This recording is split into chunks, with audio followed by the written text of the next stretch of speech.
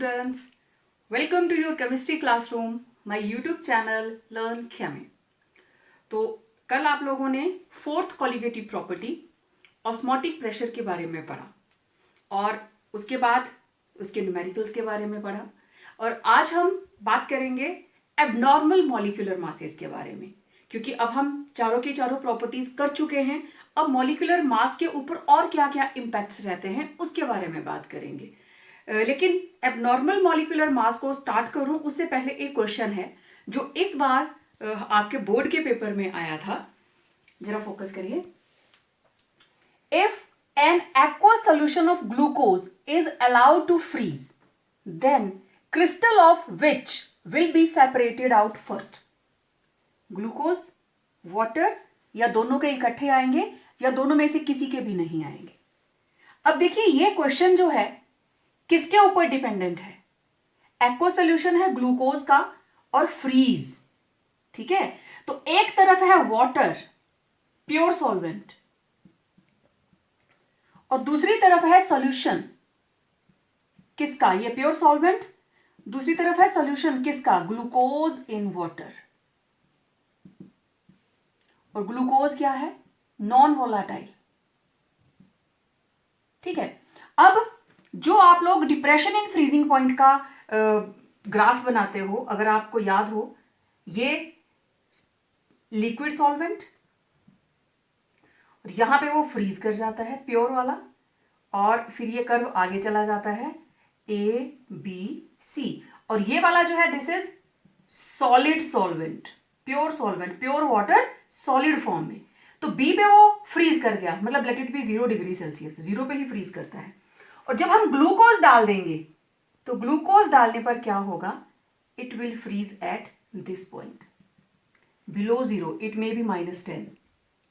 तो इसका मतलब अगर ऐसा मिक्सचर हम फ्रीजिंग के लिए रखते हैं तो किसके क्रिस्टल्स पहले आएंगे, it will B of pure water, क्योंकि ग्लूकोज जब वाटर के साथ मिक्स हो जाएगा दैट विल बिकम सोल्यूशन और सोल्यूशन का जो वेपर प्रेशर है वो इससे कम होगा।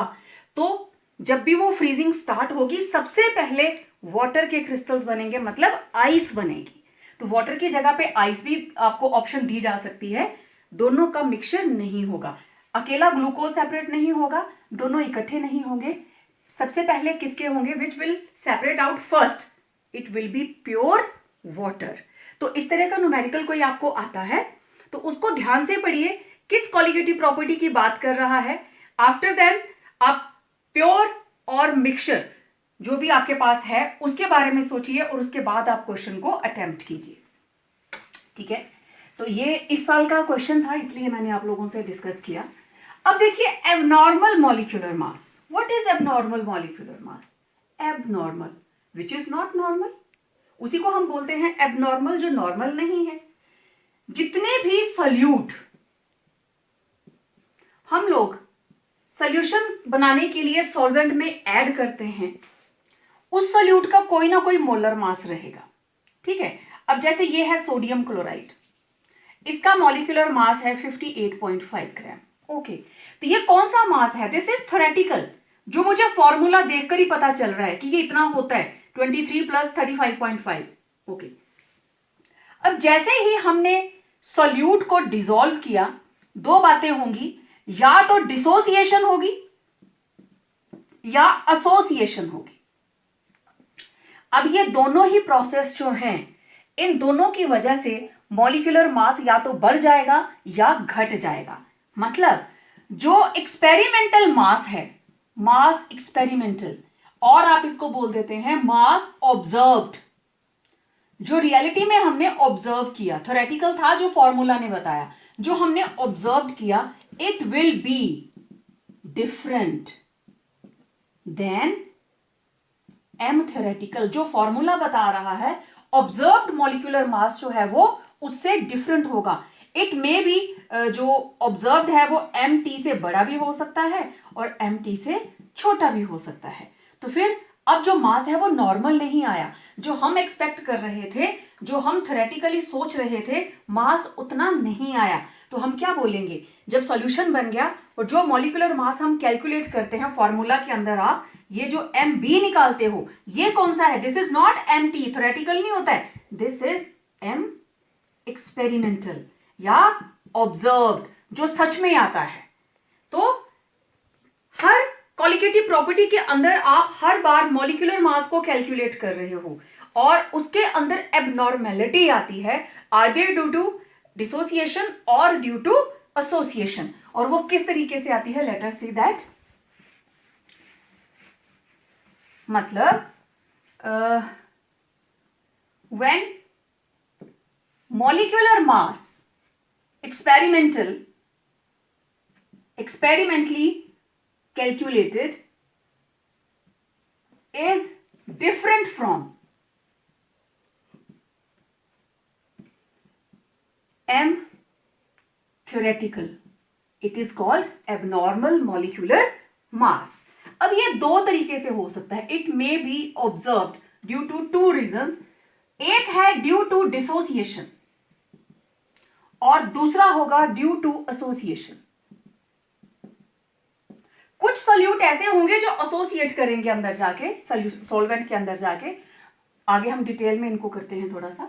अब देखिए डिसोसिएशन हुई, मतलब मेरे पास था AB, सॉल्वेंट के अंदर जाते ही हो गया A पॉजिटिव B नेगेटिव। मैं सोडियम क्लोराइड का एग्जांपल ले लेती हूँ। सोडियम क्लोराइड था और ये बन गया Na पॉजिटिव और Cl नेगेटिव। यहां कितने पार्टिकल हैं देखिए, एक, और इधर कितने हो गए, 1 + 1 2। अगर यही होता कैल्शियम क्लोराइड तो ये बनता calcium 2 positive 2 Cl negative. Calcium chloride कितने हैं, 1, लेकिन यहां कितने हो गए टोटल 3। तो after dissociation number of particles क्या कर गए, increase. Due to dissociation number of particles increase. Okay, अब आपको पता है colligative property is directly proportional to number of particles. अगर नंबर ऑफ पार्टिकल्स बढ़ेंगे तो कॉलिगेटिव प्रॉपर्टी की वैल्यू भी बढ़ेगी, क्योंकि ये पार्टिकल्स पे डिपेंड करती है। और आपने जितने भी फॉर्मूलाज देखे हैं कॉलिगेटिव प्रॉपर्टीज के, उसमें मोलर मास कहां होता है, नीचे। अब कोई भी आप देख लो, जैसे आप लिखते हो delta TB is equal to KB WB/MB, delta TF में भी इधर ही आता है, लोरिंगन वेपर प्रेशर में भी यही आता है, और पाई वाली वैल्यू में भी MB नीचे ही आएगा। मतलब कहने का कि कॉलिगेटिव प्रॉपर्टी और मोलर मास आपस में क्या है, इनवर्सली रिलेटेड। क्लियर? तो colligative property is directly proportional to number of particles, ठीक है, तो ये इंक्रीज कर रही है। But colligative property is inversely proportional to molar mass. So if colligative property increases, molar mass क्या करेगा, डिक्रीज। तो due to dissociation molar mass MB क्या करता है, डिक्रीजेस। तो हो गया ना एबनॉर्मल, जो हम सोच रहे थे उससे क्या आया, ये कम। तो ड्यूरिंग डिसोसिएशन मोलर मास जो है वो हमेशा डिक्रीज करता है, क्योंकि हम लेके चल रहे हैं this was the 1 particle, after dissociation ये 2 पार्टिकल हो गए, मतलब इसका जो मास था 58.5 अब 2 में बराबर बराबर बंट गया। ये कभी भी ऐसा नहीं होगा कि इसका 23 और इसका 35.5 होगा, नो, इसका मास इन 2 पार्टिकल्स में हम बराबर बांट देंगे। Now they will be taken as 2 independent particles, ठीक है। तो ड्यू टू डिसोसिएशन एबनॉर्मेलिटी कैसे आई, मोलर मास डिक्रीज कर गया। ओके, अब देखो ये एसोसिएट भी कर सकते हैं, जैसे कोई भी पार्टिकल है, लेट इट बी ए के N पार्टिकल्स और ये मिलकर बन गया AN। कैसे, मेरे पास था CH3COOH, इसके 2 मॉलिक्यूल ये आपस में जुड़ते हैं और ये बन जाता है डाइमर। डाइमर कैसे, CH3C++OOH और इधर OHC++OCH3, ये देखिए ये बन गया dimer. Acetic acid, benzoic acid, जिनमें भी एसिडिक ग्रुप होगा they will exist as dimer. Dimer मतलब 2 मॉलिक्यूल आपस में जुड़ के एक बना लेंगे, ठीक है, 2 से अब 1 बन गया। ओके, चलो मैं इसको बना रहने देती हूँ। अब देखिए यहां पे क्या हो रहा है, इधर थे नंबर ऑफ पार्टिकल्स दो थे, अब कितना हो गया, एक। तो number of particles decreases due to association, क्योंकि अब दो मिलकर एक बन रहे हैं, नंबर ऑफ पार्टिकल्स कम हो गए। Colligative property is directly proportional to number of particles. अब ये हो गई डिक्रीज, तो कॉलिगेटिव प्रॉपर्टी भी क्या हो जाएगी, decrease. But therefore colligative property also decreases, but colligative property is inversely proportional to molecular mass. That is, if colligative property decreases, then molecular mass increases. Clear हो रही है बात? तो हो गया एबनॉर्मल। हम लोग एक्सपेक्ट करते हैं CH3COOH ये 60 आना चाहिए, लेकिन आता कितना है, 120, क्योंकि दो मॉलिक्यूल मिलके एक बना लेते हैं, मास क्या आता है, ज्यादा आता है। ठीक है, तो abnormal molecular mass it may be due to dissociation और एसोसिएशन। डिसोसिएशन होगी तो मास डिक्रीज करेगा, क्योंकि एक से दो बन रहे हैं, नंबर ऑफ पार्टिकल्स बढ़ जाते हैं। पार्टिकल्स बढ़ेंगे तो कॉलिगेटिव प्रॉपर्टी बढ़ गई। कॉलिगेटिव प्रॉपर्टी जो है वो आगे मोलर मास के इनवर्स में है, तो ये अगर इंक्रीज कर रही है तो मोलर मास क्या करेगा, डिक्रीज, और इधर उसका बिल्कुल उल्टा होगा। दो मॉलिक्यूल मिलके एक बना रहे हैं तो नंबर ऑफ पार्टिकल्स डिक्रीज कर रहे हैं, नंबर ऑफ पार्टिकल्स डिक्रीज कर रहे हैं तो कॉलिगेटिव प्रॉपर्टी भी डिक्रीज करेगी, लेकिन colligative property is inversely related to molar mass, तो ये डिक्रीज करेगी तो ये क्या करेगा, इंक्रीज। तो इस तरीके से जो मॉलिक्यूलर मासेस हैं दे बिकम एबनॉर्मल। ठीक है, अब देखते हैं what is van't Hoff factor. Osmotic pressure उसका कंसेप्ट वॉन हाफ ने ही दिया था, अब इसने एक रेशो दे दी, van't Hoff factor. It is denoted by I, iota I, और ये this is nothing, it is only a ratio, it is a ratio of theoretical molecular mass to experimental or observed molecular mass। ठीक है, मतलब I किसके बराबर है, it will B MT upon MO।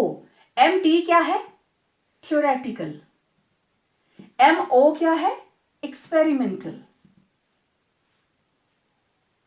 ठीक है, now molecular mass is inversely proportional to colligative property, तो van't Hoff factor जो है इसका रिलेशन कॉलिगेटिव प्रॉपर्टी के कंटेक्स्ट में क्या आएगा, ये उलट जाएगा, कॉलिगेटिव प्रॉपर्टी ऑब्जर्व्ड हो जाएगी और ऊपर और थ्योरेटिकल आ जाएगी नीचे। मतलब जो एक्सपेरिमेंटल है या ऑब्जर्व्ड है वो रहेगी ऊपर, और थ्योरेटिकल वैल्यू को आप उससे डिवाइड करेंगे तो क्या आ जाएगी, वॉन हाफ फैक्टर की वैल्यू। तो अब न्यूमेरिकल्स के अंदर ये जो वॉन हाफ फैक्टर है ये हमें बताएगा डिग्री ऑफ डिसोसिएशन और एसोसिएशन। ठीक, उसमें हम क्या करेंगे, एक मॉलिक्यूलर मास हमें थ्योरेटिकल फॉर्मूले से पता चल जाता है, और दूसरा हम कॉलिगेटिव प्रॉपर्टी का फॉर्मूला लगा के निकाल लेते हैं, दैट इज ऑब्जर्व। दोनों को डिवाइड करेंगे तो आई आ जाएगी, उससे फिर हम अल्फा निकाल लेते हैं। वॉन हाफ फैक्टर की वजह से सारी की सारी कॉलिगेटिव प्रॉपर्टीज जो है दे वर मॉडिफाइड। कैसे, P naught minus P S upon P naught is equal to I W B upon M B into M A upon W A, सबके साथ आई लग जाएगी। Delta T B is equal to I, अब मैं full वाला formula लिखूंगी, K B W B upon M B into 1000 upon W A. इसी तरीके से delta T F is equal to I K F W B upon M B into 1000 upon W A, and pi it is equal to I C R T, और it is equal to I W B upon M B into R T upon V, और it is equal to I K F M, और it is equal to I K B M. जो small वाला formula है, कुछ एक numericals ऐसे होंगे जिसमें डायरेक्ट मोलैलिटी दी होगी, तो these are all 4 modified colligative properties, सब कुछ सेम, सिर्फ यहां पे अब आई ऐड हो गई, वांट ऑफ फैक्टर हमने ऐड कर दिया, और इसकी वजह से अब हम किसी भी सॉल्यूट की डिग्री ऑफ डिसोसिएशन और एसोसिएशन कैलकुलेट कर सकते हैं। अभी हम एक दो न्यूमेरिकल्स देखते हैं।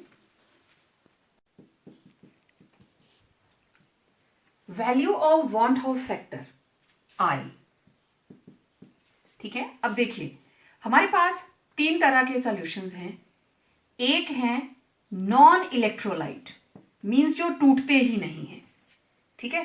तो ऐसे इलेक्ट्रोलाइट्स के लिए, ऐसे जो सॉल्ट्स हैं जो टूटते नहीं हैं, जैसे glucose, it will remain glucose, ठीक है। तो जो थ्योरेटिकल मास होगा वही इनका एक्सपेरिमेंटल मास होगा। तो फिर आई किसके बराबर होता है? M T upon M O, it will be equal to 1। किसके लिए? For non electrolytes. दूसरा देखें, फॉर इलेक्ट्रोलाइट्स। इलेक्ट्रोलाइट्स का मतलब which will undergo dissociation. Dissociation के अंदर क्या होता है? एम थेरेटिकल ज्यादा होता है और एम ऑब्जर्व्ड कम आता है। ऑब्जर्व्ड मॉलिक्यूलर मास डिसोसिएशन के बाद कम आता है। अब आई किसके बराबर है? M T upon M O. M T is larger than M O, तो I will be greater than 1, ठीक है। और तीसरा हमारे पास आ गया association, salts which undergo association. तो यहां था डिसोसिएशन, यहां आ गया एसोसिएशन। तो एसोसिएशन के अंदर क्या होता है? थ्योरेटिकल मास कम होता है, लेकिन ऑब्जर्व्ड मास, क्योंकि डाइमर बन जाता है या ट्राइमर बन जाता है, तो ऑब्जर्व्ड मॉलिक्यूलर मास जो है वो ज्यादा आता है। तो again I is equal to M T upon M O. अब एम ओ ज्यादा है, एम टी कम है, तो I will be less than 1। ये एग्जामिनेशन पॉइंट ऑफ व्यू से बहुत इंपॉर्टेंट है कि क्वेश्चन ऐसे आ जाएगा, for a salt undergoing dissociation what is the value of van't Hoff factor, या under what conditions I is greater than 1 और लेस देन 1 और इक्वल टू 1। तो ये तीनों चीजें आपको पता होनी चाहिए, क्योंकि थ्योरेटिकल मास और मॉलिक्यूलर मास से रिलेटेड ये टर्म्स हैं। तो अगर नॉन इलेक्ट्रोलाइट है तो डिसोसिएशन नहीं होगी, दोनों मास बराबर हैं, तो I will be equal to 1। जब डिसोसिएशन होती है, थ्योरेटिकल मास ज्यादा रहता है, ऑब्जर्व्ड कम रहता है, तो I will be greater than 1। Association के अंदर ऑब्जर्व्ड मॉलिक्यूलर मास जो है that is always larger than theoretical one, तो जो वांट ऑफ फैक्टर है आई, उसकी वैल्यू क्या रहती है? Less than 1। ओके, चलिए वांट ऑफ फैक्टर के बाद अब देखते हैं वांट ऑफ फैक्टर को इंक्लूड करके हम डिग्री ऑफ डिसोसिएशन और एसोसिएशन कैसे कैलकुलेट करने वाले हैं, ठीक है। पहले हम देखते हैं degree of dissociation.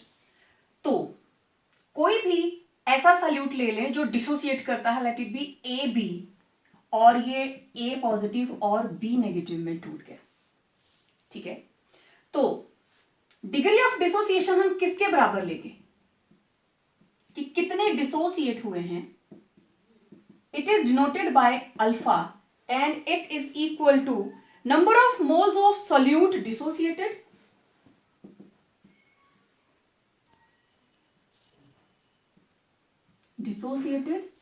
divided by total number of moles of solute। ऐसे ही निकलती है ना डिग्री। तो अब देखो यहां पे A B, A positive B negative, तो ए बी है यहां पे 1, मैं इसको फिर से लिख लेती हूं, A B, A positive B negative, ठीक है। तो जैसे सोडियम क्लोराइड, और ये बन जाएगा Na पॉजिटिव और Cl नेगेटिव, ठीक है, ये मैंने एग्जांपल ले लिया साथ में। शुरू में ये है 1 और ये दोनों क्या थे, 0, जब डिसोसिएशन नहीं हुई थी। ये 1 था और ये दोनों 0 थे। जब डिसोसिएशन हो गई, अब कितनी डिसोसिएशन हुई, मान लीजिए इसमें से अल्फा पार्टिकल डिसोसिएट हो गए, तो ये भी अल्फा बना और ये भी अल्फा बना, बाकी कितने बचे, 1 माइनस अल्फा। कैसे, मान लीजिए कि सोडियम क्लोराइड के हमने लिए थे 100 मॉलिक्यूल्स, 100 में से अल्फा, मान लो मैं अल्फा ले लेती हूं 60, तो 60 डिसोसिएट हो गए, तो 60 ही सोडियम बनेंगे, 60 ही क्या बनेंगे, क्लोराइड। बाकी कितने बचे, 100 माइनस 60। तो मेरी बात आप समझ पा रहे होंगे। अगर टोटल मॉलिक्यूल लिए थे 10 में से 4 टूट गए, मतलब 4 ये बने 4 ये बने, ये भी अल्फा ये भी अल्फा, क्योंकि एक मॉलिक्यूल टूट रहा है, एक NaCl टूट रहा है, तो एक Na पॉजिटिव बन रहा है, एक Cl नेगेटिव बन रहा है, तो ये भी अल्फा ये भी अल्फा, तो बाकी कितने बचे, 10 माइनस 4। ठीक है, तो this is the meaning of 1 minus alpha. मतलब जितने मॉलिक्यूल डिसोसिएट हो गए, तो जितने केटाइन हैं, कितने एनाइन हैं, और बाकी कितने बचे, जितने डिसोसिएट हुए 1 में से माइनस। ओके, अब आई किसके बराबर होगी, कितने मोल डिसोसिएट हुए, कितने हुए, 1 माइनस अल्फा, ठीक है, plus alpha plus alpha, dissociate इतने ही हुए ना, 1 माइनस अल्फा। ठीक है, तो 1 माइनस अल्फा, ये वाला सबको ऐड कर लिया, डिवाइडेड बाय, शुरू में कितने थे, 1। ठीक है, शुरू में नंबर ऑफ मोल्स कितने थे, 1। अब देखिए आई किसके बराबर आया, एक अल्फा के साथ cancel, this is 1 plus alpha, तो अल्फा किसके बराबर आएगा, आई माइनस 1। तो आप इस तरीके से, अब यहां पे तो बाय चांस ऐसा था कि एक केटाइन बन रहा और एक एनाइन। चलिए एक एग्जांपल हम लेते हैं, यहां लेती हूं मैं, late it B calcium chloride. देखो जब ये टूटेगा, ये बनाएगा कैल्शियम 2 पॉजिटिव और 2 Cl नेगेटिव। ठीक है, फोकस करिए इस पे।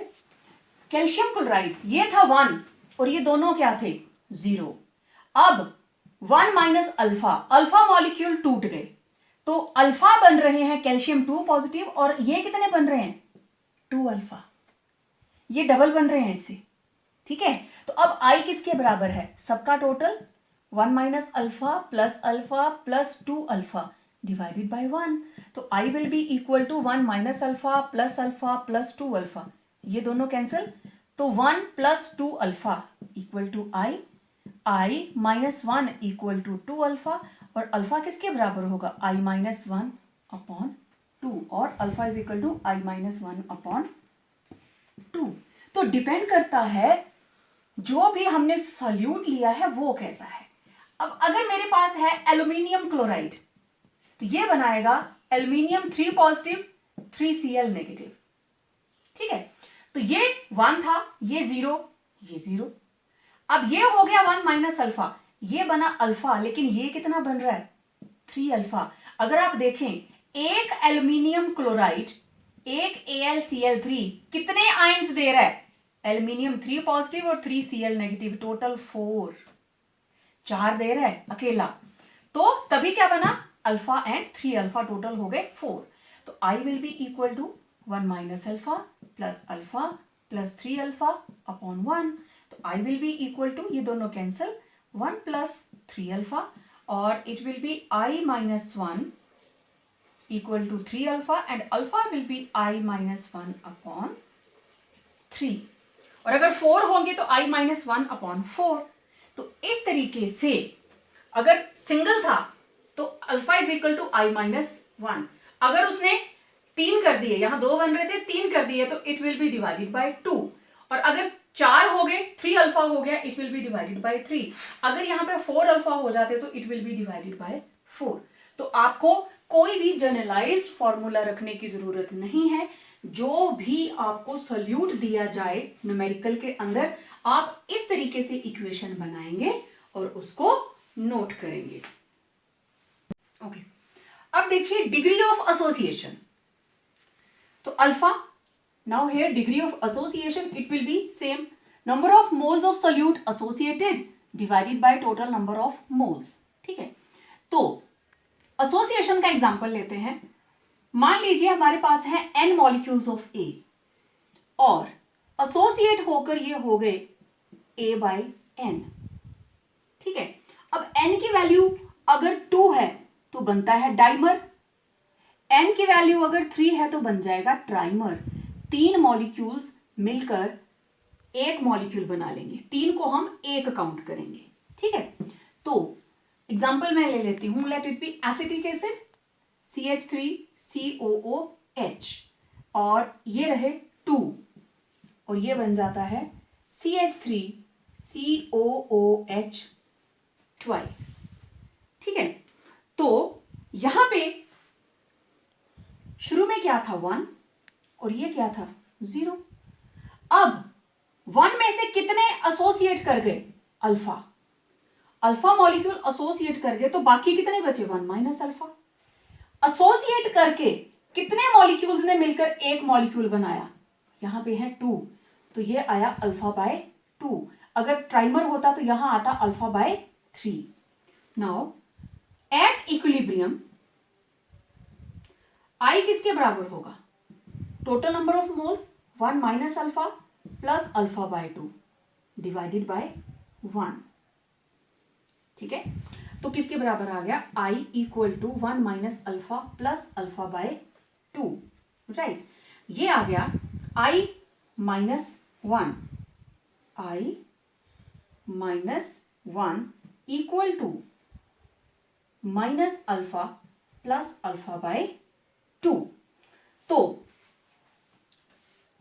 अल्फा प्लस अल्फा बाय 2 ये कितना आ गया, 2 alpha plus alpha by 2 it will be minus alpha by 2 equal to I minus 1। मुझे चाहिए अल्फा, तो मैं इनको इधर ले आती हूं और ये सारे इधर आ जाएंगे। ये आ गया अल्फा बाय 2 और इधर क्या हो गया आई 1 माइनस आई, तो alpha will be 2 1 minus I. तो इस तरीके से हमारे पास अल्फा की वैल्यू आ जाएगी, alpha will be equal to 2 into 1 minus I. तो आप इसको जिस भी तरीके से चाहें आप इसको सॉल्व कर सकते हैं, आप अपने मेथड से सॉल्व कर सकते हैं। आप ऐसा भी कर सकते हो, इसको इधर ही रखें, इसको सॉल्व करके आए, ये उधर चला जाए, फिर आप इधर ले आओ, आई को इधर ले आओ। मतलब हमारे पास था I equal to 1 minus alpha plus alpha by 2, ये आ गया 1, इसको माइनस करके कितना आया माइनस अल्फा बाय 2, इसको इधर ले आते हैं, alpha by 2 equal to 1 minus I, तो alpha will be 2 into 1 minus आई।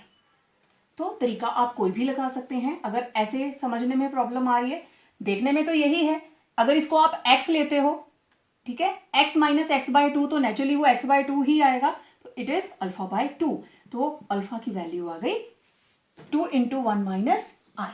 अब अगर यहाँ पे अल्फा बाय 3 होता तो यहाँ 3 आ जाना था, 4 होता तो यहाँ 4 आ जाना था। तो जो फॉर्मूला आपको दिया जाए आप उसी तरीके से निकालेंगे। और आई कैसे कैलकुलेट करेंगे हम, ये तो हो गई डिग्री ऑफ डिसोसिएशन और एसोसिएशन हो गई। अब देखिए आई किसके बराबर होती है, MT अपॉन MO, और I is equal to colligative property observed upon colligative property theoretical. यहां से I निकल आएगी, I की वैल्यू पुट करेंगे और आप क्या कैलकुलेट कर लोगे, अल्फा, जो कि आपको निकालना है डिग्री ऑफ डिसोसिएशन और degree of association. Formula derive करने के लिए मैंने आपको ये चीज बताई है। अब न्यूमेरिकल में किस तरीके से आता है हम 2 न्यूमेरिकल करके देखेंगे। चलिए फोकस कीजिए इधर। First numerical, 2 gram of benzoic acid, formula given है, dissolved in 25 gram of benzene shows a depression in freezing point equal to 1.62 Kelvin.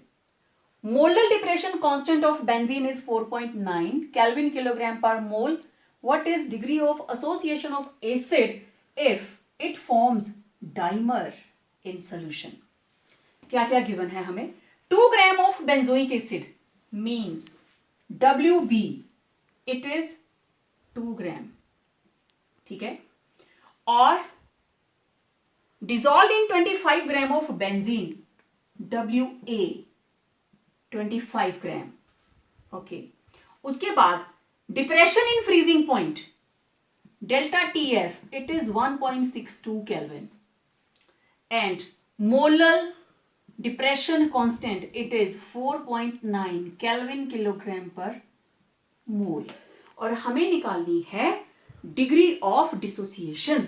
तो उसके लिए हमें पहले आई निकालनी पड़ेगी, ठीक है। और आई निकालने के लिए मुझे अब जो रिलेशन है, या तो हम इसके साथ रिलेशन निकालें और जो हमारे पास प्रॉपर्टी है कॉलिगेटिव, या फिर MT एंड MO। ओके, अब फॉर्मूला हमें गिवन है, देखो MT थ्योरेटिकल मॉलिक्यूलर मास किसके बराबर है, C6H5COOH। तो कितना आया 12 इंटू 6 प्लस 5 हाइड्रोजन, 5 और 1 6, 6 इंटू 1 प्लस एक और कार्बन एंड 16 इंटू 2। तो ये आया 72 प्लस 6 प्लस 12 प्लस 32। तो 32 78 प्लस 44 टू 122 ग्राम्स। तो इसका मॉलिक्यूलर मास आया 122 ग्राम्स, ठीक है। तो ये दिस इज MT जो फॉर्मूला से हमने निकाल लिया।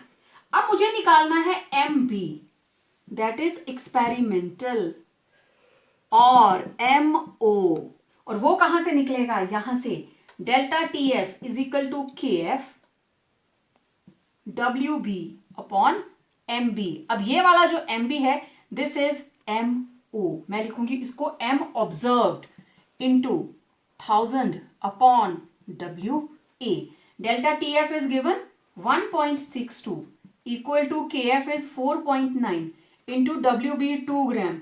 MO मुझे निकालना है 1000 अपॉन 25। इसको मैं इधर ले आऊं, MO observe molecular mass 4.9 into 2, इसको मैं काट देती हूं, ये आ गया 40 अपॉन 1.62। ये डेसिमल हटाया, नीचे 10, ये डेसिमल हटाया और ऊपर 100।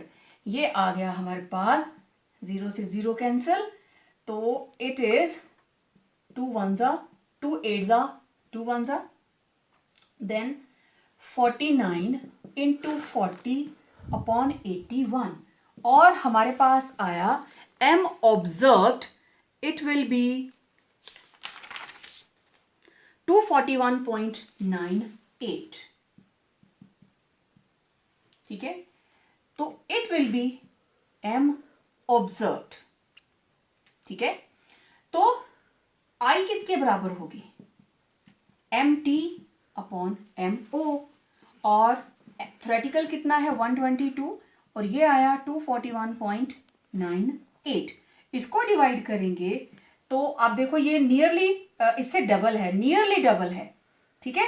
तो अगर 244 होता तो 0.5 आता, 1/2 आता, लेकिन ये इससे थोड़ा सा कम है तो इसको सॉल्व करके आता है 0.504, ठीक है। It will B 0.504। अब आई की वैल्यू आ गई हमारे पास, अब मुझे अल्फा निकालना है, ठीक है। तो मेरे पास था C6H5COOH और उसने बताया कि ये डाइमर बनता है, तो C6H5COOH ये बन गया डाइमर। तो ये था 1, ये था 0, ये हो गया 1 माइनस अल्फा और ये बन गया अल्फा बाई 2। तो आई किसके बराबर होती है, 1 minus alpha plus alpha by 2। तो I will be equal to, इसमें से इसको माइनस करेंगे तो 1 माइनस अल्फा बाई 2 हो गया। तो इसको इधर ले आते हैं, alpha by 2 equal to 1 minus I और 1 माइनस 0.504 आई की वैल्यू, और इट इज अल्फा बाई 2। तो अल्फा किसके बराबर होगा, 2 इंटू, अब 1 में से हम इसको माइनस करेंगे तो it will come out to be 0.496। तो ये जब डबल हो जाएगा it will come out to be 3 के बाद 0.992 और जब इसको परसेंटेज में लेंगे इट विल बी 99.2%। तो इस तरीके से आप किसी भी जो भी न्यूमेरिकल आपको दिया गया होगा, अल्फा निकालने के लिए आपको आई की वैल्यू चाहिए, और आई निकालने के लिए आपको ये दो मॉलिक्यूलर मास चाहिए, ठीक है। और मॉलिक्यूलर मास थ्योरेटिकल आपको फॉर्मूला बता देगा, और एम बी ऑब्जर्व्ड आप कहां से निकालोगे, जो आपका कॉलिगेटिव प्रॉपर्टी का फॉर्मूला है। This is experimental value. मैंने आपको बताया था कि जो एम बी हम फॉर्मूला के अंदर निकालते हैं that is always experimental value. तो इसको कैलकुलेट कर लिया, तो I will be equal to M T upon M O, divide किया, आपके पास आई की वैल्यू आ गई। उसके बाद फिर आप इक्वेशन बनाएंगे और उसके अंदर आई की वैल्यू पुट करेंगे और अल्फा निकल जाएगा, ठीक है। अभी देखते हैं सेकंड वाला न्यूमेरिकल। स्टार्ट करूं? अभी नहीं, मेरे फोकस पर रहने दो। मैंने तो ऑन तो कर दिया, पर यार बड़ा कैमरा का वो है ना। कोई बात करो स्टार्ट। चलिए अब देखते हैं second numerical. Decinormal solution of sodium chloride developed an osmotic pressure of 4.6 atmospheres at 300 Kelvin. Okay, concentration दी है हमें डेसिनॉर्मल, मतलब 1/10 नॉर्मेलिटी। नॉर्मेलिटी के कॉन्टेक्स्ट में दी है, तो उसकी कंसेंट्रेशन कितनी आई? 0.1 नॉर्मल। मोलल नहीं है, नॉर्मेलिटी दी है 0.1 नॉर्मल। ओके, सी हो गया।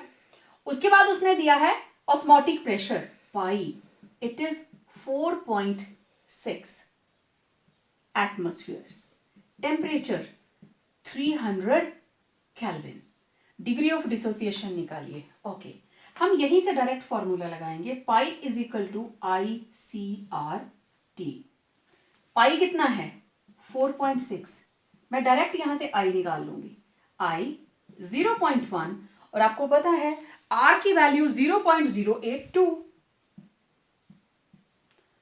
इंटू 300। तो आई किसके बराबर होगी? ये सारे के सारे जाके डिवाइड हो जाएंगे। 4.6 डिवाइडेड बाय 0.1, 0.082 अपॉन 300। ये डेसिमल इस डेसिमल से कैंसिल, और इसको हटा के ऊपर चली गई 3 जीरो, तो ये 2 जीरो इसके साथ कैंसिल, और हमारे पास आ गया 2 2 जा 4, 2 3 जा 6, 2 4 जा 8, 2 1 जा 230 डिवाइडेड बाय 41 इंटू 3, तो ये आ गया 230 डिवाइडेड बाय 3 1 जा 3, 3 4 जा 1 2, तो 230 divided by 123, it will come out to be 1.87। ठीक है, दिखती सी बात है। अगर यहां 46 होता तो ये पूरा डिवाइड हो जाता, तो आई की वैल्यू आ गई 1.87, अब डायरेक्ट आ गई। ओके, अब इसका अगला स्टेप क्या होगा? सोडियम क्लोराइड है, NaCl, टूटा, Na positive Cl negative, 1 0 0, 1 minus alpha alpha alpha, तो 1 minus alpha I will be equal to 1 minus alpha plus alpha, दोनों cancel, I will be equal to 1 plus alpha. तो I की value कितनी है? 1.87 equal to 1 plus alpha. Alpha किसके बराबर होगा? 1 इधर आ गया, 1.87 माइनस 1, तो alpha will be equal to 0.87, और alpha will be equal to 87%। तो नॉट ऑलवेज कि आप हमेशा दो मॉलिक्यूलर मासेस को ही लेके चलेंगे, आप न्यूमेरिकल को इस तरीके से भी सॉल्व कर सकते हैं एज पर गिवन रिक्वायरमेंट्स। तो जो जो वैल्यूज दी हैं आप वैल्यूज को लिखिए according to osmotic pressure, colligative property, pi is equal to ICRT। यहां से क्योंकि हर फॉर्मूला ऐसे मॉडिफाई हो गया है, तो आप यहां से आई की वैल्यू निकाल लेंगे। उसके बाद जो हमारे पास वॉन्ट ऑफ फैक्टर है डिग्री ऑफ डिसोसिएशन वाला, उसको लगाएंगे और क्या निकल जाएगा? अल्फा। चलिए एक और न्यूमेरिकल देखते हैं। ओके, अब देखिए एक और numerical. It says 1.5 gram of barium nitrate, formula दिया है, dissolve in 100 gram of water shows a depression in freezing point of 0.28 Kelvin, 28 degree Celsius. What is the percentage dissociation of the salt? और आपको given है KF for water 1.86 kelvin kilogram पर mole and molar mass of barium nitrate is 261. Okay, सबसे पहले हमें given है WB, it is 1.5 gram. ठीक है, dissolve in 100 gram of water WA equal to 100 gram. और KF for water, KF is equal to 1.86 kelvin kilogram पर mole. ठीक है, और ये जो मोलर मास आपको गिवन है, this is theoretical MT of salt. कितना है? 261. ये आपको गिवन है. ठीक है, और delta TF it is 0.28 degree Celsius. ये डिग्री सेल्सियस में दिया हो, केल्विन में दिया हो, one and the same thing, क्योंकि ये दोनों टेम्परेचर्स का डिफरेंस होता है. अब सारा कुछ आपको दिया है, तो सबसे पहली चीज हमें क्या करनी होगी? थ्योरेटिकल दिया है तो हम निकालेंगे ऑब्जर्व्ड मॉलिक्यूलर मास, वहां से I निकालेंगे और फिर आगे हम डिग्री ऑफ डिसोसिएशन. तो we know that delta TF is equal to KF WB by MB. हमें निकालना है अब MO, मुझे MO निकालना है. MB into 1000 upon WA. अब यहां पे जो MB है इट इज MO, MB ही MO है. तो डेल्टा TF की वैल्यू पुट कीजिए 0.28 equal to KF is 1.86 into WB it is 1.5 gram into 1000 upon MO लिखूंगी अब मैं इसको, क्योंकि ऑब्जर्व मॉलिक्यूलर मास होगा, इंटू WA इज 100. ठीक है, अब देखिए जो यहां से कटता है काट देते हैं. ये देखो, ये डेसिमल मैंने इस डेसिमल के साथ कट कर दिया. ठीक है, ये मैंने हटाया और नीचे 10 लगा दिया. तो ये देखो तीनों जीरो के साथ कैंसिल. ओके, अब मैं MO को इधर ले आती हूं. MO will be equal to 186 into 15 divided by 28. Okay, 2 9 18, 2 3 6, 2 1 2 4. तो ये आ गया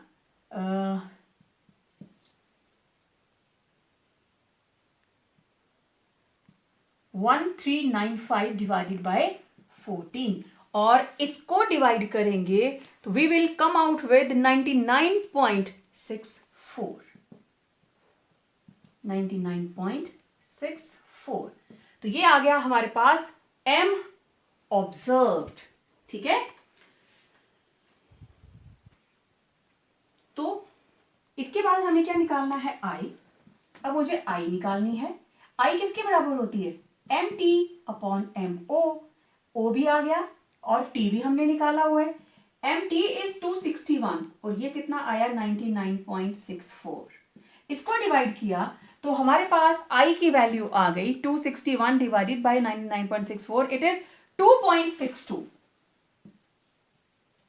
I की वैल्यू आ गई 2.62. ओके, अब मुझे निकालना है अल्फा. ठीक है, अल्फा कैसे निकालेंगे? ये रहा बेरियम नाइट्रेट. ये जब टूटेगा तो क्या बनाएगा? एक बनाएगा बेरियम और 2 बनाएगा नाइट्रेट.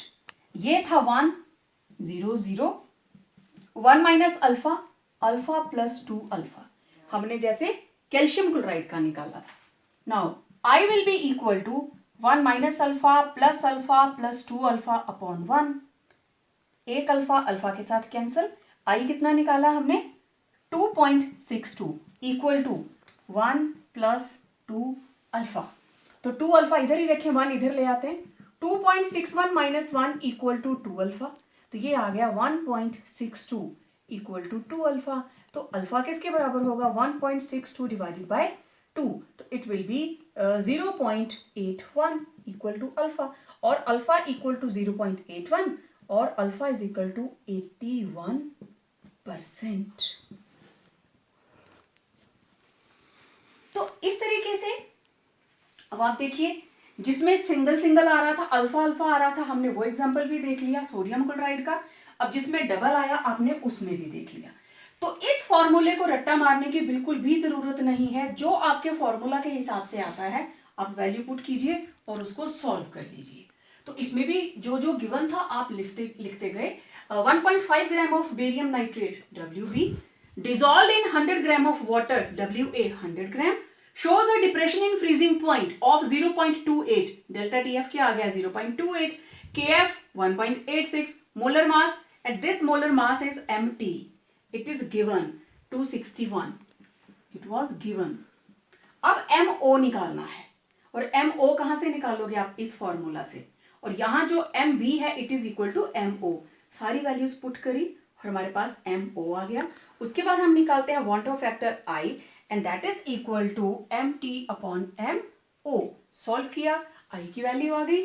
उसके बाद फिर आप इस इक्वेशन को लगाते हो, I की वैल्यू पुट करते हो and you come out with degree of dissociation.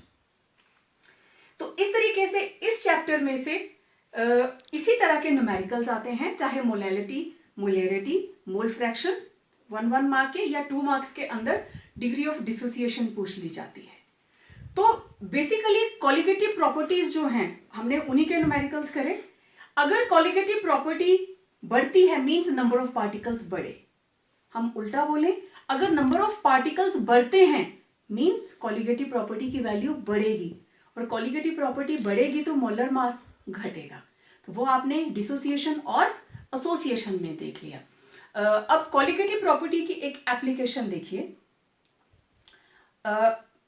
Nowadays सबसे बड़ी problem blood pressure. What is blood pressure? This is osmotic pressure of blood. हमारी बॉडी के अंदर जो ब्लड का ऑस्मोटिक प्रेशर है दैट इज ब्लड प्रेशर। अब ब्लड प्रेशर हाई कब होता है? जब कोई नमक ज्यादा खाता है। जिनका बीपी हाई रहता है उनको क्या बोलते हैं, नमक कम खाइए। क्यों?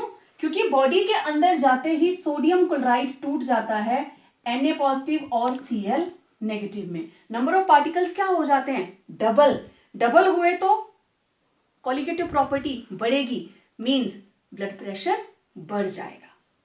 ठीक है, तो कभी भी ग्लूकोज खाने से ब्लड प्रेशर बढ़ेगा नहीं, वो पार्टिकल्स एसोसिएट कर जाते हैं, कॉलिगेटिव प्रॉपर्टी डाउन आ जाती है, हाई बीपी लो की तरफ को आना शुरू हो जाता है, और नमक खाएंगे तो ब्लड प्रेशर जो है वो बढ़ जाता है। तो आपने देखा प्रीवियस लेक्चर्स के अंदर भी कि इन कॉलिगेटिव प्रॉपर्टीज की हमारी डे टू डे लाइफ के अंदर बहुत ही ज्यादा इंपॉर्टेंस है।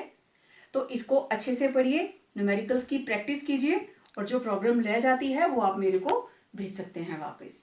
तो stay tune for the next chapter. तब तक स्टे होम, स्टे सेफ।